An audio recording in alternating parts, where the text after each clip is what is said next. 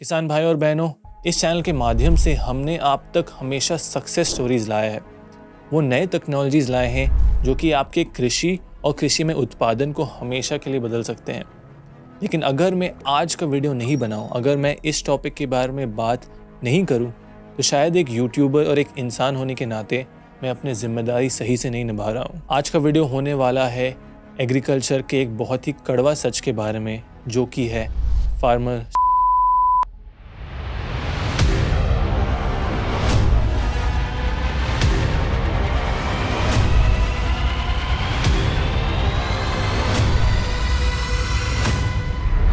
अगर आप भारत के एक नागरिक हैं तो आपने कभी ना कभी तो सुना होगा हमारे देश के फार्मर्स यानी कि किसान हत्या के बारे में।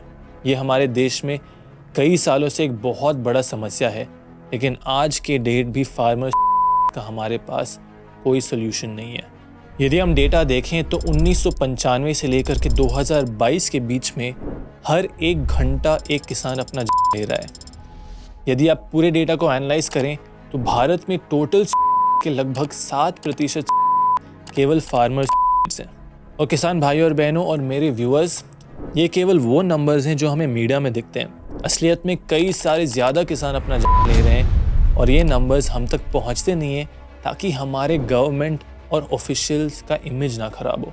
जैसे मैंने सवाल किया था, आप में से कई सारे लोग अभी बहुत सारे सवाल उठा रहे होंगे कि भारत में किसान आत्महत्या क्यों करते हैं, या फिर भारत में इतने सारे फार्मर साइट्स क्यों हैं। आज के वीडियो में हम समझने वाले हैं एग्रीकल्चर की ग्राउंड रियलिटी के बारे में, जो कि मैंने कई सारे किसानों से बात करके और बहुत सारा रिसर्च और हिस्ट्री हमारा देश का एनालाइज करके बनाया है। आज के वीडियो में हम एग्रीकल्चर सेक्टर को गहराई में समझने वाले हैं और देखने वाले हैं कि आखिर हमारे देश में इतने सारे किसान अपना क्यों ले रहे हैं। अगर आप एग्रीकल्चर सेक्टर का कॉन्ट्रीब्यूशन देखें हमारे देश के GDP के प्रति, तो आप देखेंगे कि एग्रीकल्चर केवल 15 से 17% कंट्रीब्यूट करता है भारत के GDP पर। लेकिन अगर आप दूसरी ओर पर देखें, हमारे देश में 70% लोग एग्रीकल्चर में काम करते हैं। ये सारे किसान हैं, फार्म लेबरर्स हैं, बट 70% भारत का वर्कफोर्स एग्रीकल्चर में डायरेक्टली या इनडायरेक्टली इन्वॉल्व है। आप जान के हैरान होंगे कि इस 70% में से 45% केवल फार्म लेबरर्स हैं। अगर हम इस डेटा को हमारे देश के दूसरे सेक्टर से कंपेयर करें तो सर्विसेज सेक्टर हमारे देश के GDP को लगभग 55% कंट्रीब्यूट करता है। लेकिन जब हम जॉब्स के बारे में बात करें तो केवल हमारे देश में 32% लोग सर्विसेज सेक्टर में हैं। दूसरी ओर पर इंडस्ट्रियल सेक्टर लगभग 27.62% कंट्रीब्यूट करता है हमारे GDP पर, बट इसमें से केवल 25 से 30% लोग को एम्प्लॉय करता है हमारे देश में। जी हाँ दोस्तों, ये नंबर थोड़े ऊपर नीचे आगे पीछे मिलजुल कर हो सकते हैं, लेकिन असलियत ये है कि हमारे देश में जो इंडस्ट्री हमारे GDP को सबसे कम कंट्रीब्यूट कर रहा है, वही इंडस्ट्री हमारे देश में सबसे ज़्यादा नौकरियां दे रहा है। अब ये अच्छी बात है, बुरी बात है, वो आप डिसाइड करें। इसका ऑब्वियस आउटकम ये होता है कि हर एक इंसान का हमारे देश में जो एग्रीकल्चर में काम कर रहा है, उनका इनकम बहुत कम हो जाता है। भारत में डेटा के अनुसार एक एवरेज किसान की आमदनी होती है 10,218 रुपये। सबसे ज़्यादा इनकम हमें मिलता है मेघालय जैसे स्टेट में, जहाँ पे लगभग किसान का इनकम होता है 28 से 30,000 रुपये पर मंथ के बीच में। और दूसरी ओर पर झारखंड और बिहार में कई सारे किसान का इनकम लगभग 4 से 5,000 रुपये पर महीना होता है। एवरेज हम पकड़ लेते हैं, हमारे देश में किसान महीना का 8 से 10,000 रुपये से ज़्यादा नहीं कमाता है। जी हाँ दोस्तों, आप ही सोचिए, आज के डेट में महीने के 8 से 10,000 रुपये में क्या ही कोई खाड़ लेगा। जब मार्केट आपको सपोर्ट नहीं करती है, गवर्नमेंट आपको सपोर्ट नहीं करती है, किसान खुद को सपोर्ट नहीं कर पाता, अपने परिवार को सपोर्ट नहीं कर पाता, अपनी बेटी की शादी नहीं करा पाता, तो कई बार हमारे देश के किसान हार मान जाते हैं और उन्हें लगता है कि अपना लेना ही सही। तो दोस्तों, क्या किसान का इनकम कम होना ही फार्मर्स का सबसे बड़ा कारण है? अगर आप लॉजिकली देखें तो जी हाँ, लो इनकम होने से बहुत सारे नए नए प्रॉब्लम आ जाते हैं। बट लो इनकम होने के कारण और क्या क्या प्रॉब्लम्स आते हैं, आगे हम वीडियो में एक एक करके सारे पॉइंट को डिटेल में समझते हैं। सबसे पहला और सबसे बड़ा कारण कि किसान हमारे देश में अपना लेते हैं है कर्ज की बोझ, या सिंपल शब्दों में किसान लोन ले लेते हैं और उस लोन को बैंक को या फिर प्राइवेट मनी लेंडर्स को वो वापस नहीं दे पाते हैं। अब इस पॉइंट को समझने के लिए चलिए शाहरुख खान के एक मूवी में चलते हैं।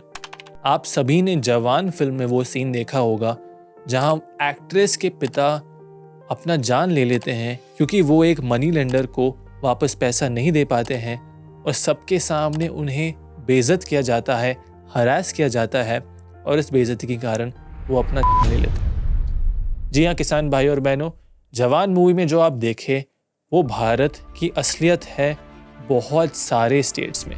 2017 के एक रिपोर्ट ने ये दिखाया कि हमारे देश में लगभग 52% किसान ने किसी न किसी तरीका का कर्जा उठाया ही हुआ है। यदि आप हमारे देश में एक एवरेज एग्रीकल्चर घर में कर्जा का अमाउंट देखें तो ज़्यादा से ज़्यादा घर में कम से कम 40,000 से 50,000 रुपये का कर्जा होता ही होता है। अब आप सोचो, जो किसान साल का मुश्किल से 1 लाख रुपए कमा रहा है और उसके घर में हमेशा 50,000 रुपये की कर्ज हो और कल को सडनली एक ख़राब सीज़न आ गया, सडनली मार्केट में प्राइस गिर गया, तो आपको क्या लगता है उस किसान के हाथ में खाने को भी पैसे बचेंगे? क्या वो अपने परिवार को खाना भी खिला पाएगा? डेट या कर्जा नहीं पे कर पाना सबसे बड़ा कारण है कि हमारे देश में ज़्यादातर किसान अपना जान ले लेते हैं। 2015 में NCRB यानी कि नेशनल क्राइम रिकॉर्ड्स ब्यूरो द्वारा किया गया एक स्टडी ने ये दिखाया कि हमारे देश में सारे फार्मर्स में से लगभग 38.7% फार्मर्स ने अपना जान लिया क्योंकि उन्होंने किसी प्रकार का कर्जा उठाया था या फिर वो बैंकरप्ट थे पूरी तरीके से। किसान भाई और बहनों, आपको ये समझना ज़रूरी है कि आप एक सोर्स से दूसरे सोर्स में देखें, इंटरनेट पे देखें, किसी से पूछें, ये नंबर्स ऊपर नीचे हो सकते हैं, लेकिन आपको समझना ज़रूरी है कि कर्जा ना दे पाना फार्मर्स का हमारे देश में सबसे बड़ा कारण है। अब किसान को ये लोन्स दे कौन रहा है? सबसे पहले आ गए आपके कमर्शियल बैंक्स। अब कमर्शियल बैंक्स में हो गया आपका SBI, IDBI, central bank of India और जो भी एस्टैब्लिश्ड बैंक्स हैं। ज़्यादातर कमर्शियल बैंक्स में आप देखेंगे कि इंटरेस्ट रेट 8.5 से 15% के बीच में होता है। बहुत सारे बैंक आजकल किसानों को कोलैटरल फ्री लोन्स भी दे रहे हैं एक सर्टेन लिमिट तक और इंटरेस्ट का डिस्काउंट भी दे रहे हैं। दूसरे आ गए आपके कोऑपरेटिव बैंक्स। अब कोऑपरेटिव बैंक्स जैसे कि नाम में ही आप देखें, एक लोगों का कोऑपरेशन है। जो लोग बैंक को ओन करते हैं वही लोग बैंक को चलाते हैं। कोऑपरेटिव बैंक्स का एक बहुत अच्छा उदाहरण हमारे देश में है PACS यानी कि प्राइमरी एग्रीकल्चर क्रेडिट सोसाइटी, जो कि छोटे छोटे किसान को आसानी से लोन देती है एक लो इंटरेस्ट रेट पर। तीसरा आ गया आपका NABARD यानी कि national bank for agricultural and rural development. अब ये हमारे देश में दूसरे बैंकों को लोन देता है एक लो इंटरेस्ट रेट पर जो लगभग 4.5 से 5% के बीच में होता है। और चौथा और सबसे खतरनाक कैटेगरी जो कि है private money lenders. Private money lenders को हिंदी में सिंपल शब्दों में वो लोग जो ना ही कोई बॉडी से डिफाइंड है, वो आपके दोस्त हो सकते हैं, परिवार हो सकते हैं, जैसे मैंने कहा कोई दूसरे मनी लेंडर्स हो सकते हैं और इस कैटेगरी में इंटरेस्ट रेट सबसे ज़्यादा हो सकता है। हमने देखा है डेटा के हिसाब से एवरेज इस कैटेगरी में 20 से 30% इंटरेस्ट रेट होता है। अब आप सोच रहे होंगे अगर 20 to 30% इंटरेस्ट रेट है तो किसान इन लोग से पैसा फिर लेता ही क्यों है? अब दोस्तों, ज़्यादातर किसान को मालूम ही नहीं होता है इंटरेस्ट लोन्स के बारे में और उन्हें जहाँ सबसे तेज़ मिलता है और सबसे आसानी से मिलता है वो वहाँ से लोन ले लेते हैं। कई सारे किसानों को फंसाया भी जाता है और उनके पास कोई दूसरा ऑप्शन नहीं होता है। असलियत यह है कि हमारे देश की जो भी पॉलिसीज़ हैं, जो भी चीज़ गवर्नमेंट और लोग किसानों का मदद करने के लिए कोशिश कर रहे हैं, वो ग्राउंड लेवल किसान तक पहुँच ही नहीं पाता है। लेकिन किसान क्या चीज़ के लिए लोन ले रहे हैं? अब हम छोटे किसान के बारे में बात कर रहे हैं। उसको चाहिए बीज, उसको चाहिए फार्म के लिए फर्टिलाइज़र, उनको चाहिए पेस्टिसाइड, उनको चाहिए बाकी इनपुट्स जिससे उनकी खेती चल भी सके और जिसके बिना खेती बिल्कुल भी मुमकिन ना हो। और दूसरा चीज़, अगर आप एक छोटे किसान हैं तो बहुत सारे किसान अगले लेवल तक जाने के लिए ट्रैक्टर खरीदते हैं, मशीनरी खरीदते हैं, टूल्स खरीदते हैं, इक्विपमेंट खरीदते हैं। हमारे देश के सर्वेज और स्टडीज़ ने दिखाया है कि क्रॉप प्रोडक्शन और फार्म मैकेनाइजेशन ही 2 सबसे बड़े कारण हैं कि हमारे देश के किसान एग्रीकल्चरल लोन लेते हैं। और जैसे कि हम सब जानते हैं, इन्फ्लेशन के कारण ना सिर्फ एग्रीकल्चर में बट पूरे देश में महंगाई बहुत ज़्यादा बढ़ चुकी है और किसान के लिए इनपुट कॉस्ट दिन ब दिन बढ़ते जा रहे हैं। किसान भाई और बहनों, वापस जाइए उस मूवी में शाहरुख खान के उस सीन पर और याद करिए उन्होंने क्या कहा था। उन्होंने कहा था कि हमारे देश में एक ट्रैक्टर पर लोन एक मर्सिडीज़ के लोन से भी ज़्यादा है। अब इसके कई सारे कारण हैं, बट असलियत ये है कि बिना ये सब सोचे समझे किसान भी लोन ले लेते हैं और ज़्यादातर समय वो इस लोन को वापस नहीं दे पाते हैं। यही है हमारे देश की कृषि की सच्चाई। अब दोस्तों, किसान लोन नहीं दे पा रहा है, ये एक प्रकार का आउटकम है, लेकिन हम सभी को ये समझना ज़रूरी है कि किसान अपना लोन क्यों नहीं चुका पा रहा है। अगर आप एक किसान हैं तो मुझे कमेंट्स में बताइए, आपके अनुभव के हिसाब से आपको क्या लगता है कि भारत में ज़्यादातर किसान अपने लोन को क्यों नहीं चुका पा रहे हैं। लोन नहीं चुकाने का सबसे बड़ा कारण क्रॉप फेलियर यानी कि फसल का बर्बाद होना। अब किसान के लिए क्रॉप फेलियर या फसल का बर्बादी का बहुत सारा मतलब हो सकता है। फसल बर्बाद हो गया क्योंकि मौसम खराब है, फसल बर्बाद हो गया क्योंकि मार्केट में रेट खराब है, फसल बर्बाद हो गया किसान की कोई गलती के कारण, फसल बर्बाद हो गया क्योंकि प्लांटिंग मटेरियल या सीड में कोई इशू है, फसल बर्बाद हो गया क्योंकि किसान ने गलत इनपुट डाले। ऐसे बहुत सारे कारण हैं जिसके वजह से बहुत सारे किसान का हर एक दिन हमारे देश में फसल बर्बाद होता है। अब इसको हम एक उदाहरण लेकर समझते हैं। मानो हमारे देश में कोई भी कंपनी एक नया सीड का वैरायटी इंट्रोड्यूस करती है। वो जाकर बोलती है किसान को कि अगर आप ये सीड का वैरायटी यूज़ करोगे तो आपका उत्पादन बेहतर होगा, आपके क्रॉप में पेस्ट के अटैक्स कम होंगे, डिजीज़ कम होंगे। लेकिन किसान के लिए ये सीड का कॉस्ट 2 गुना है। किसान सोचता है ठीक है, प्राइस तो 2 गुना है, लेकिन अगर मेरा पेस्ट अटैक कम होगा, डिजीज़ कम होगा, तो मेरा पेस्टिसाइड का कॉस्ट भी बचेगा, मेरा उत्पादन भी बढ़ेगा, और अगर मैं सही समय पर प्लांट लगा दूं तो मेरा मार्केट में भाव बढ़ेगा और मुझे बहुत सारा पैसा मिलेगा। किसान भी हमारे मासूम होते हैं, लेकिन किसान जब क्रॉप को लगाता है तो वो देखता है एक ही बार से पेस्ट अटैक तो कम नहीं हुआ है, इनफैक्ट ज़्यादा हो चुके हैं। अब उसने महंगा सीड तो लगा दिया, पेस्ट अटैक तो बढ़ गए, क्रॉप को तो बचाना पड़ेगा। क्रॉप को वो कैसे बचाएगा? ज़्यादा पेस्टिसाइड का इस्तेमाल करके। जब वो ज़्यादा पेस्टिसाइड का इस्तेमाल करेगा तो मानो सडनली बारिश आ गया। अगर बारिश आ गया, किसान ने महंगा सीड तो लगा लिया, पेस्टिसाइड भी ज़्यादा स्प्रेड कर लिया, और फिर जाकर किसान का पूरा फसल बर्बाद हो गया। अब किसान तो मार्केट पहुंच नहीं सकता है, फसल कुछ बाकी नहीं है, और जो बाकी है वो बेचने लायक ना रहा। और ये सब करने से पहले वो महंगा सीड खरीदने के लिए जो उस कंपनी वाले ने किसान को बोला था, किसान ने एक एग्रीकल्चर लोन उठा लिया। अब इस परिस्थिति में आपको क्या लगता है किसान को कैसा महसूस हो रहा होगा? ना ही उसके पास पैसा है, ना ही उसके पास फसल है, और इन सब के ऊपर एक बहुत बड़ा एग्रीकल्चरल लोन है। इस परिस्थिति में बहुत सारे किसान अपना जान ले लेते हैं। और दोस्तों, ये कोई कहानी मैं आपको बैठ के सुना नहीं रहा हूँ, ये हमारे देश का एक ट्रू स्टोरी है, जहाँ GM कॉटन वैरायटी के साथ ये हुआ था एक बड़े स्केल पर ना जाने छोटे स्केल पर कितने सारे किसानों के साथ ये डेली होता है। ठीक इसी तरह 7 अक्टूबर 2023 को 24 साल के मनु और 26 साल के पवित्रा ने अपना जान ले लिया जब उन्होंने टमाटर के फार्मिंग में ढेर सारा लॉस झेला। जब उन्होंने देखा कि टमाटर के प्राइसेस बहुत तेज़ी से बढ़ रहे हैं तो वो टमाटर का प्लांटेशन लगाए, और उसके लिए कई सारे लोन्स भी लिए प्राइवेट मनी लेंडर से। लेकिन जब एक ही बार से टमाटर का प्राइस गिरा तो वो उन लॉसेस को झेल नहीं पाए। श्रृंगेरी में 36 साल के एक अरेका नट फार्मर ने अपना जान ले लिया जब उसके क्रॉप पे येलो लीफ डिजीज़ेस और लीफ स्पॉट आया। इसके कारण वो एक बहुत बड़ा लोन एक प्राइवेट मनी लेंडर को नहीं वापस दे पाए। ये सारे कहानी सुन के आपका दिल भारी हो रहा होगा, लेकिन दोस्तों, ये केवल 2 कहानियाँ हैं। ऐसी हज़ारों और लाखों किसान हमारे देश में और शायद पूरे दुनिया में भी सेम प्रॉब्लम से गुजरते हैं, और कई सारे किसान हार मान जाते हैं। एक और कारण कि हमारे देश में बहुत सारे किसान अपना जान ले रहे हैं है unpredictable weather conditions. Climate change के कारण कोई भी आज के डेट में ये नहीं बता सकता कि कब बारिश होगा, कब बारिश नहीं होगा, कितना बारिश होगा, कब एक ही बार से बाढ़ आ जाएगी, आपके फार्म को बर्बाद कर देगी, और कब एकदम ही बारिश नहीं आएगा और आपके प्लांट को पानी नहीं मिलेगा। 2023 में महाराष्ट्र के मराठवाड़ा डिस्ट्रिक्ट में 1088 किसान ने अपना जान ले लिया क्योंकि वहाँ पर बिल्कुल भी बारिश नहीं थी। बारिश ना होना भी फार्मर्स का एक बहुत बड़ा कारण है। आज के डेट में हम बात करते हैं ड्रिप इरिगेशन के बारे में, ये इरिगेशन, वो इरिगेशन, ये टेक्नोलॉजी, वो टेक्नोलॉजी, लेकिन आप जान के हैरान रहेंगे कि आज भी लगभग 80% भारत के किसान अपने इरिगेशन के लिए नेचुरल रेनफॉल या फिर बारिश पर निर्भर है। यूनाइटेड नेशंस के एक स्टडी ने ये दिखाया था कि 2020 से लेकर के 2022 के बीच में लगभग भारत का 2/3 हिस्सा ड्रॉट प्रोन था, यानी कि इस एरिया में बिल्कुल भी पानी नहीं थी। अब ऑब्वियसली जब ऐसा होता है तो किसानों पर बहुत ज़्यादा प्रेशर पड़ता है। उनके पास अपने फसल के लिए, अपने पशु के लिए कुछ पानी बचता है नहीं, तो इस सिचुएशन में किसान कैसे ही बचेगा। अगर आप सोच रहे हैं कि 2024 में ये बेहतर हो रहा है तो आप बिल्कुल ही गलत हैं।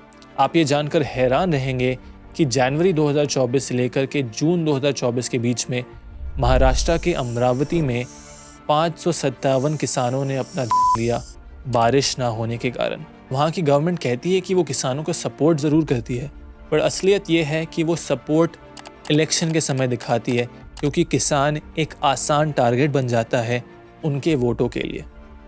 मिट्टी में बीज डालने से लेकर के प्लांट को हार्वेस्ट करने तक जो भी आपके कॉस्ट होते हैं, जो भी आपके मटेरियल के कॉस्ट होते हैं, उसे हम एग्रीकल्चर में इनपुट कॉस्ट कहते हैं। अब इनपुट कॉस्ट में हो गए आपके सीड का कॉस्ट, अगर आप ट्रांसप्लांटिंग कर रहे हैं तो आपके प्लांट का कॉस्ट, आपके फर्टिलाइज़र का कॉस्ट, आपके पेस्टिसाइड का कॉस्ट, आपके फार्म टूल्स का कॉस्ट, ये सारे आपके इनपुट कॉस्ट हैं। अब एग्रीकल्चर में इनपुट कॉस्ट तो बहुत तेज़ी से बढ़ रहा है, आपके सारे चीज़ का प्राइस बढ़ रहा है, लेकिन मार्केट कॉस्ट जो आप उत्पादन को मार्केट में बेच रहे हैं वो उतना ही है। इस कारण हमारे देश में ज़्यादातर छोटे किसान पर बहुत ज़्यादा प्रेशर पड़ रहा है। ज़्यादातर कंपनी किसान को बस प्रोडक्ट चेपना चाहते हैं, ना ही उनको समझाना चाहते हैं कि वो क्या कर रहे हैं, उससे उन्हें क्या लाभ होगा। इसको समझने के लिए एक सिंपल से उदाहरण लेते हैं। यदि हम गेहूं का एग्जाम्पल लेकर समझते हैं, गेहूं के बीज ज़्यादातर 40 kg के एक बैग में आते हैं। 2016-17 में उस बैग का कॉस्ट होता था 800 से लेकर के 1200 रुपये पर बैग। आज के डेट में अगर आप देखें तो कम से कम 2000 रुपये से लेकर के 2300 रुपये पर बैग उसका कॉस्ट हो गया है। पहले अगर आपका लेबर 1000 रुपये पर डे होता था, आज वही लेबर आपका 3000 रुपये पर डे हो गया है। यदि आप फ्यूल का कॉस्ट ले लें, पहले जो डीजल या फ्यूल हमारा 2015-16 में 47 से 50 रुपये होता था पर लीटर, आज के डेट में वो 90 से 95 रुपये पर लीटर है। अब आप ही देखिए, एक तरफ पे इनपुट कॉस्ट आपके बढ़ते जा रहे हैं, लेकिन दूसरी तरफ पे आपका जो मार्केट पे सेलिंग प्राइस है वो कांस्टेंट रह रहा है। तो इस सिचुएशन में गवर्नमेंट आपको MSP दे, गवर्नमेंट कोई भी पॉलिसी बनाए, ज़्यादातर किसान के हाथ में कुछ नहीं बच रहा है। एक सीज़न में जो किसान कमा पा रहा है वही चीज़ को वो फिर से री इन्वेस्ट करता है अगले सीज़न में, और ये साइकिल चलते रहता है और किसान के हाथ में कुछ नहीं आता। अब चौथा रीज़न जिसकी वजह से किसान बहुत ज़्यादा स्ट्रगल करते हैं हमारे देश में, वो है मार्केटिंग या फिर अपने उत्पादन के लिए लो प्रोड्यूस। अब आपको समझना ज़रूरी है, ये सारे पॉइंट्स आपस में जुड़े हुए हैं, लेकिन तब भी एक दूसरे से थोड़े से अलग। लेकिन हमारे देश में किसान को अपने उत्पादन के लिए कम प्राइस क्यों मिल रहा है? इसके लिए हमें अपने देश के एग्रीकल्चर सप्लाई चेन को समझना ज़रूरी है। अब सप्लाई चेन क्या होता है? फार्मर से लेकर के एंड कंज्यूमर के बीच में जो भी प्रोसेस होते हैं, चाहे वो ट्रेडर फार्मर से ख़रीदता है या फिर गवर्नमेंट ख़रीदता है, फिर वो होलसेलर को देता है, फिर वो रिटेलर को देता है, फिर जाके कंज्यूमर को मिलता है, ये आपका एक सप्लाई चेन का उदाहरण है। अब यदि भारत की कृषि में आप देखें तो ज़्यादातर किसान या तो अपना प्रोड्यूस डायरेक्ट गवर्नमेंट को बेचते हैं एक MSP पर, या फिर एग्रीकल्चर प्रोड्यूस मार्केटिंग कमेटी या कोई मंडी में बेचते हैं। अब गवर्नमेंट कौन से क्रॉप्स किसानों से MSP पर लेती है? ये हो गया आपका चावल, गेहूँ, बाजरा, गन्ने, ज़्यादातर सीरियल्स एंड पल्सेस जो हैं, दाल, यही सारे क्रॉप्स गवर्नमेंट किसानों से MSP पर ले लेती है। अब किसानों से MSP पे लेने के बाद गवर्नमेंट PDS यानी कि पब्लिक डिस्ट्रीब्यूशन सिस्टम के द्वारा हम तक यानी कि कंज्यूमर्स तक ये प्रोड्यूस को पहुंचाती है। लेकिन MSP या फिर मिनिमम सपोर्ट प्राइस सिस्टम का सबसे बड़ा ड्रॉबैक या फिर प्रॉब्लम ये है कि आज भी हमारे देश में लगभग 6 से 7% किसान को MSP का लाभ मिल रहा है। और यदि हम MSP के बारे में बात करें तो ज़्यादातर चावल और गेहूँ ही गवर्नमेंट ले रही है किसानों से, और गवर्नमेंट ले भी तो रही है लगभग 90% केवल पंजाब और हरियाणा से, और 10% से भी कम बाकी सारे स्टेट्स कंबाइंड से। तो दोस्तों, ये हो गया हमारे MSP का प्रॉब्लम। अब यदि गवर्नमेंट माल आपका नहीं खरीद रहा है तो आप माल को कहाँ बेचेंगे? आप माल को बेचेंगे हमारे देश के मंडीज़ में या फिर APMCs में। अब APMCs में सबसे बड़ा प्रॉब्लम किसान का ये होता है कि किसान के पास बार्गेनिंग पावर नहीं होता। अब सिंपल शब्दों में बार्गेनिंग पावर होता क्या है? किसान ये नहीं बोल सकता कि भाई मेरा ये माल है, ये माल टॉप क्वालिटी है, मुझे ये प्राइस मिलना चाहिए। प्राइस उसका डिसाइड करता है ट्रेडर या फिर मंडी वाला। बहुत सारे किसान को ट्रेडर्स कम से कम भाव देते हैं, अच्छा खासा मार्जिन रखते हैं, और वो फिर मार्जिन जोड़कर कस्टमर को माल बेचते हैं।